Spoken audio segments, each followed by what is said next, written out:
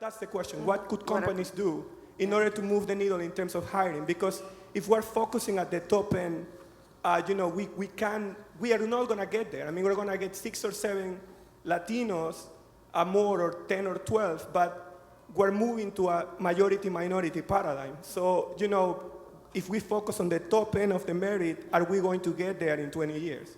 Yeah. For country building. Okay. Anybody want to take that? Yeah, I mean, I think, first of all, you're absolutely right. And actually for us, and I'm sure you've seen this, the Hispanic and Latino population at our company has had the biggest growth, actually. But what we're doing is because, this is a numbers game and it takes time to develop people through the pipeline, we're actually going to the high school level. And so that's something that we have done in the past, but we have kind of, been in and out.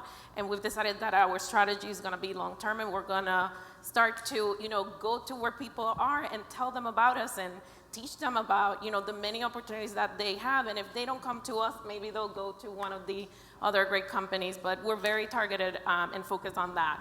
And by the way, we're hoping also that we're going to learn a lot in terms of how they're thinking of us as a company, and then apply that to the people that are already with us. Thank you. Hernan, go ahead.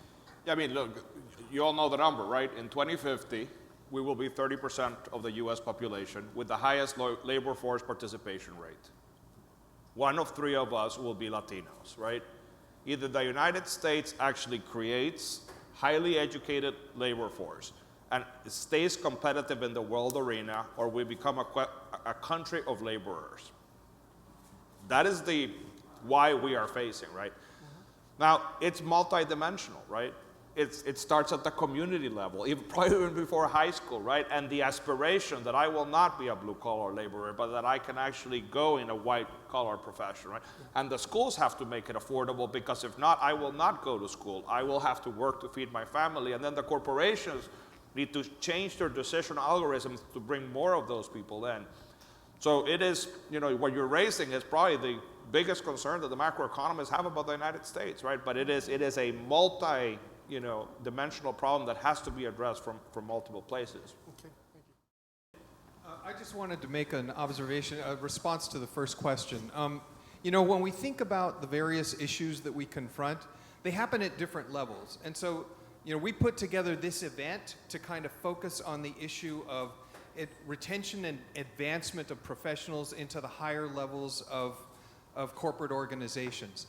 That's something that you can address at the level of the corporate organization, and you can bite that off in a certain context. The thing that we have to guard against is the temptation to go back to when we were undergrads and feel like we're going to boil the ocean, right? We're going to solve all the problems at once, and it's going to be the people in this room who are going to do it, right? The pipeline issue that you addressed is a very serious issue, but it demands a different kind of response. It's not something that we're going to solve by getting our individual companies to make donations to something. It's not going to work that way. The only way to address the pipeline problem, which is a systemic problem, is through broad-ranging social action, right? We need to get coalitions of people together, coalitions of companies together to address that problem in a broad strokes fashion.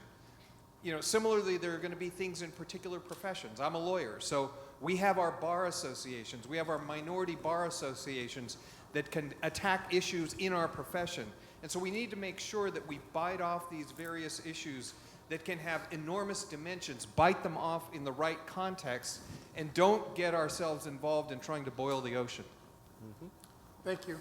I want to follow up on a point that Ricardo was touching on, and which I hope, because in the last 3 to 4 decades, I've seen many one-time events and organizations that came up and with ambitious missions and with objectives and mission statements that were very laudable, but frankly, 5-10 years later, they went nowhere. I am very, very hopeful that in pursuing retention and advancement of professionals, particularly when we're talking about the corporate boardroom, et cetera, it's essential that we pursue something that I happen to promote as an entrepreneur for the last 28 years, networking.